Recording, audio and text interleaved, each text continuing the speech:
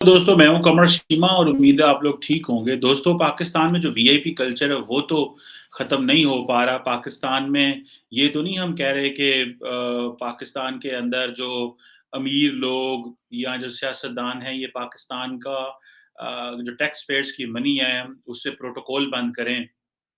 लेकिन लेकिन ये चाहते हैं कि पूरी दुनिया में जहाँ पे जाएँ हम अपने जो डेट्स हैं वो उसको रीशेड्यूल कराते जाएँ, रीस्ट्रक्चरिंग उसकी कराते रहें। अब पाकिस्तान के जो नए फाइनेंस मिनिस्टर हैं वो कह रहे हैं कि जो डॉलर और रुपए की जो वैल्यू है, रुपया जो है वो ₹200 का 1 dollar should be equal to one ₹200 मतलब ये लेवल है, या ₹200 से थोड़ा नीचे होना चाहिए। अब ज़ाहिर बात है कि ये जो चीज़ है ये बड़ी इम्पोर्टेंट है कि क्या हम इसको लेके आ सकते हैं? बहुत मुश्किल काम है, लेकिन जब से ये आए हैं तो 12-14 रुपए की कीमत में इज़ाफ़ा हुआ है। अब ये जो नए फाइनेंस मिनिस्टर साहब जो सागडार साहब, जो कि इमरान नवाज़ शरीफ साहब के रिश्तेदार भी हैं और सुनने में आया है कि शायद नवाज़ शरीफ साहब की जो बेटी हैं, वो इनकी बहू हैं। ये फाइनेंस मिनिस्टर हैं और बड़ी देर से ये सारा कुछ कर रहे हैं, चला रहे हैं पाकिस्तान की, जो चौथी दफ़ा फाइनेंस मिनिस्टर बने। अब $27 अरब का लोन है, जो कि नॉन पेरिस क्लब का लोन है। पेरिस क्लब का लोन को $11 अरब का है, $100 अरब के सुनने में आया। टोटल लोन्स हैं $30 अरब जो है वो चीनियों के हैं। चीनी हमारे साथ क्या करते हैं जिसको लेकर के तो अमेरिकन्स भी कहते हैं कि भाई हम तो आपके साथ बड़ा ख़्याल करेंगे। हम तो आपका इतना ख़्याल करते हैं, $120 मिलियन था। अब देखिए ना, जब बातें $120 मिलियन के लोन की डेफरमेंट की हों कि जी छोड़ दें, 120 मिलियन डॉलर छोड़ दें, अमेरिका कह रहा है, चलो यार इनका $11 बिलियन की रिस्ट्रक्चरिंग कर लो, चलो यार इनके $27 अरब की जो नॉन पेरिस क्लब के लोन्स है उसकी रिस्ट्रक्चरिंग कर लो। तो फिर दुनिया फिर आपके न्यूक्लियर प्रोग्राम पे भी बात करती है, आपके अपने लीडर ही न्यूक्लियर प्रोग्राम पे बात करते हैं, जिस तरह के इमरान खान कहते हैं कि पाकिस्तान के न्यूक्लियर प्रोग्राम के ऊपर जो है वो दुनिया की नज़र है। अब वो कहते हैं जी डिफ़ॉल्ट तो नहीं होगा, लेकिन जो हमारी जो हम जो रीनेगोशिएशन करेंगे लोन्स के ऊपर, और आईएमएफ के साथ वो बात भी करने गए हुए हैं। अब ये कह रहे हैं कि जो मल्टीलैटरल डेवलपमेंट बैंक्स हैं या इंटरनेशनल डोनर्स हैं, वो काफ़ी फ्लेक्सिबल होते हैं पाकिस्तान की एक्सटर्नल फाइनेंसिंग नीड्स को देखते हुए। और तकरीबन पाकिस्तान को मेरा ख़्याल है $32 अरब चाहिए अपने फ्लड्स को ये सारा करने के लिए। अब ज़ाहिर बात है इसमें कितना को पैसा बाहर से आएगा, ये एक बहुत बड़ी चीज़ है। और अगर हम ये देखें कि क्या पाकिस्तान की जो लीडरशिप है उसके अंदर ये इस तरह की कोई मैच्योरिटी नज़र आती है कि हाँ, अगर हमें ठीक है जी 50-60 अरब डॉलर की रीस्ट्रक्चरिंग कर दें तो हम ये कह सकते हैं कि आइंदा चीज़ें बेहतर हो जाएँगी। ऐसे तो कुछ भी नहीं लगता। और दूसरा ये है कि ये क्या हमारा रुपया मज़बूत होगा, ये भी अभी कुछ पता नहीं है। इमरान खान ने कल यहाँ पे इलेक्शन लड़ा है और वो तकरीबन 6 के 7 कॉन्स्टिट्यूएंसी में वो कामयाब हुए हैं, और वो कह रहे हैं आज ही इलेक्शन कराओ वरना मैं ये कर दूँगा, मैं वो कर दूँगा। अब ज़ाहिर बात है ये बहुत बड़ी चीज़ है, जिसको लेकर के पाकिस्तान में मज़ीद अनसर्टेनिटी जो है वो देखने को मिलती है। पाकिस्तान जो है वो जो फ्लड जो है वो तो हमने बर्दाश्त किए ही किए हैं, लेकिन सुनने में आ रहा है कि नई इमरजेंसी जो है वो फूड शॉक एक टर्म इस्तेमाल की जा रही है। जो फूड शॉक है वो हमें उसका भी सामना है, और हमें बहुत सारी बोरिंग करनी पड़ेगी क्योंकि हमारी क्रॉप्स जो हैं वो नहीं हुई, क्योंकि हमारे जो फ्लड्स बहुत ज़्यादा थे। तो हमारी तकरीबन हाफ़ अ मिलियन टन जो है व्हीट जो है, वो हमें इम्पोर्ट करनी पड़ेगी। अच्छा, मज़े की बात ये है कि मैं देख रहा था कि भारत के जो मिनिस्ट्री ऑफ एक्सटर्नल अफ़ेयर्स के जो हेड हैं, वो कह रहे थे कि जनाब हम इजिप्ट को जो है वो व्हीट भेज रहे हैं। अच्छा, एग्रेरियन मुल्क तो हम थे, जब भी हम जीडीपी की बात करते थे या जीडीपी मिक्स की बात करते थे तो कहते थे यार देखो 50% जो है ना इस मुल्क की जो जीडीपी है that comes from the agriculture side. अब पता चला कि वो जो 50% है वो तो किसी काम की नहीं है, और हमें तो गंदम और चीनी और ये सारी आटा तो बाहर से इम्पोर्ट करना पड़ रहा है। अच्छा, और हैं हम एग्रेरियन मुल्क कहने को। अच्छा, दूसरी तरफ जो है वो इंडिया जो है वो वहाँ पे किसान सड़कों पे निकले हुए बहुत कुछ था, लेकिन दैट इज़ वो they are in a capacity कि वो एक्सपोर्ट भी कर सकते हैं गंदम। अच्छा, मज़े की बात है ग्लोबल फूड हंगर इंडेक्स में उनका नंबर 107 है। इसका मतलब ये है कि वहाँ पे गुर्बत बढ़ रही है। That doesn't mean that they don't have the means of eating, वो मीन्स नहीं है। So people don't have the capacity to buy उसकी है। खैर, पाकिस्तान ने आईएमएफ को कहा है कि ये जो नई इमरजेंसी फूड शॉक की है कि हमें बोरिंग करनी पड़ेगी, क्योंकि हमारी व्हीट क्रॉप नहीं हुई और ये बेसिक चीज़ है, तो इसमें हमें उम्मीद है कि वो हमें देंगे।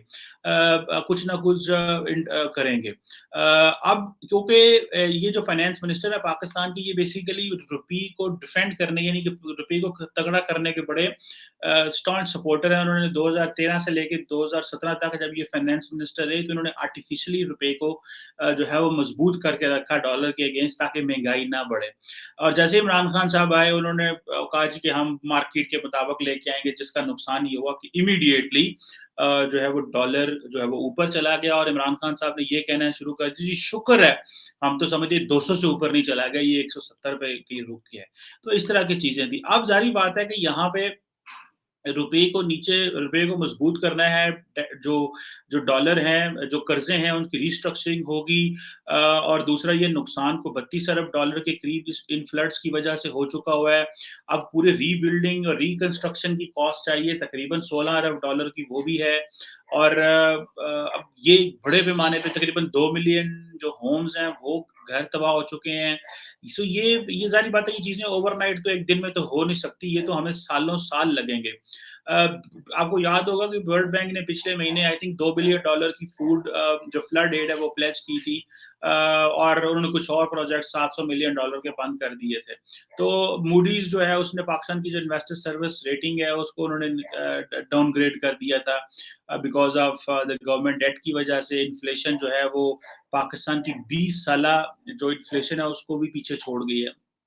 और जो करेंसी है, जो रुपया है, वो भी नीचे जा रहा है। और जिसे आप कहते हैं कि रुपया 20% जो है वो इस साल कम हुआ है। सो ये आपको, जो अगर आप इन इंडिकेटर्स को देखें तो और आपने एलीट के लल्ले-तलल्ले देखें और देखें कि वो किस तरह दुनिया के अंदर याशियाँ हो रही हैं। पॉलिटिशियन हमारे वज़ीर-ए-आज़म प्रोटोकॉल देखें, मिनिस्टर्स का प्रोटोकॉल देखें। और क्योंकि ये कोalition गवर्नमेंट है पाकिस्तान के अंदर, तो कोalition गवर्नमेंट को बहुत कुछ देना पड़ता है।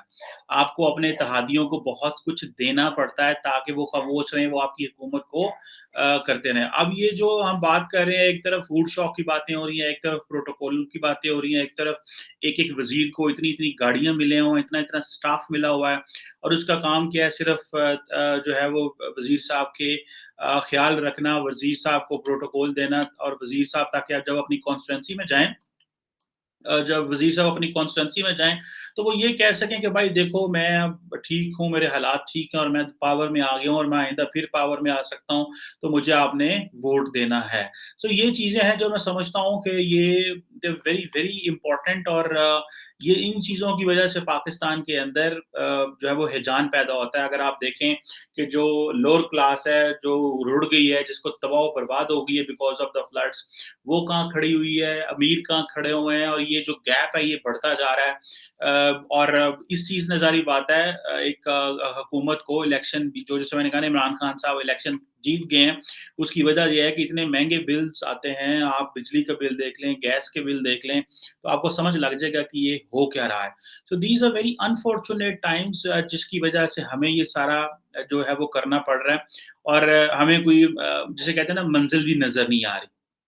और मंज़िल कैसे नज़र आएगी, उसको हमें उसकी भी समझ नहीं है कि ये चीज़ें कैसे बेहतर होंगी। हाँ, हम एफएटीएफ से निकल रहे हैं, ये इस महीने हमें उम्मीद है पेरिस में इस चीज़ से हमारी जान छूट जाएगी, और अगर हम निकलते हैं वहाँ से, तो एक शायद एक रिलीफ़ मिलेगा।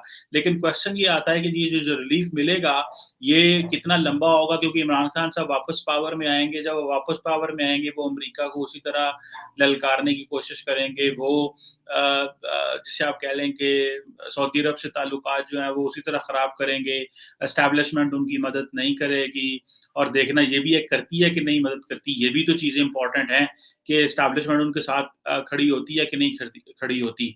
और आपको पता है कि हमारे ताल्लुकात तो सिर्फ़ इतने हैं कि दुनिया में सिर्फ़ 54 मुल्क ने हमें ये एड शेड जो है वो दी है। और इन 54 मुल्कों की वजह से ही हमारा सारा निज़ाम चला है। अगर आप देखें, तो ये भी एक मैं समझता हूँ कि आप इसको समझें कि ये भी एक इंसल्ट ही है। ठीक है जी? और ये, अगर आप इसको थोड़ा डिटेल में समझ रहे हैं कि जैसे करें ना, तो आपको समझ लगेगा कि it's it's not something which is very very very unfortunate situation है। अब अगर आप ये देखें कि जो 54 ममालिक अगर हमें एड दे रहे हैं और बस वो इतना लंबा-चौड़ा वो ये भी नहीं है कि आप ये कह सकें कि जी इससे हमारे कोई गुज़ारे हो जाएँगे।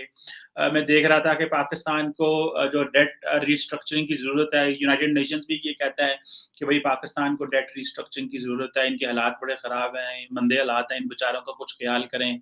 ठीक है जनाब। और वर्ल्ड बैंक भी ये कहता है भई इनका ख़्याल करो, इनकी पोज़ीशन बड़ी कमज़ोर है और इस तरह की चीज़ें जो है वो काफ़ी ज़्यादा सामने आ रही हैं।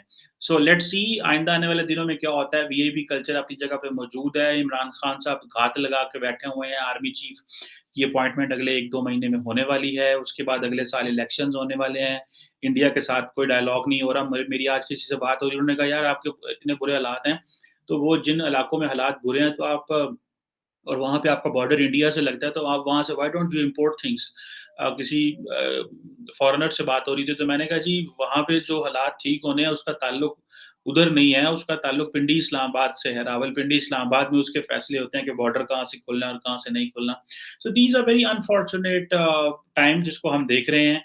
और लेकिन जैसे आप कह लें कि ये चीज़ें जो हैं ये ख़त्म होने वाली नहीं हैं। आप इससे अंदाज़ा लगा सकते हैं कि दुनिया हमें नॉन सीरियस भी लेती है, हमारी मदद भी नहीं करती और हम समझते हैं कि हम अपनी मर्ज़ी हमारी मदद भी बहुत ज़्यादा की जाए, लेकिन लोग समझते हैं कि आपको किस-किस चीज़ में आपको खिलाया जाए। कभी आपके फ्लड्स आ जाते हैं, कभी कोरोना है, कभी टिड्डी दल है, कभी कुछ और है और आप सीधा भागने आते हैं और आपकी जो जो फ्लाइट है वो रुकती है आगे लंदन में, आपकी फ्लाइट रुकती है वॉशिंगटन में और आप कहते हैं यार कुछ ख़्याल करो। तो वो और हम अब नई ज़ारी बात है, नई पाकिस्तान ने एक शुरू की हुई है कि जी कैंसल डेट, ठीक है जी। और बहुत सारे दुनिया में भी ये कैम्पेन चल रही है और ये कहा जा रहा है वर्ल्ड बैंक और आईएमएफ की मीटिंग के बाहर ये लगता है कि कैंसल ऑल डेट या जो इन डेट्स को जो है वो कैंसल करें ताकि हम चीज़ें जो है बेहतर कर सकें। So this is something which is आइंदा आने वाले दिनों में पता चलेगा कि क्या होता है।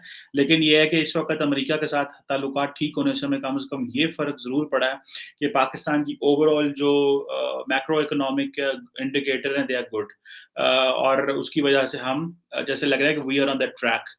रास्ता मुश्किल है, कठिन है। सियासतदानों ने ना तो होश के नाखून लेने हैं, ना उन्होंने कुछ चीज़ें समझनी हैं। उन्होंने इसी तरह ही जो अपना एक वीआईपी कल्चर, गाड़ियों के एंटोurage उनके चलते रहेंगे, प्रोटोकॉल निकलते रहेंगे। गरीब मुल्क जो कि पेट्रोल इम्पोर्ट करता है और पूरी दुनिया से हम इम्पोर्ट करते हैं, डॉलर बेचते हैं, वहाँ पे करोड़ों रुपए का, अरबों रुपए का जो तेल है, वो इस बात पे खर्च कर दिया जाता है कि मिनिस्टर साहब जा रहे हैं। आप देखें कि वो पेशावर हाई कोर्ट के जो चीफ जस्टिस हैं, वो चित्राल गए, उनका प्रोटोकॉल देखें, भई आपको क्या है चंद देर के लिए आप इतने इस पोज़ीशन पे आते हैं और हम अपनी औकात से बाहर निकल जाते हैं।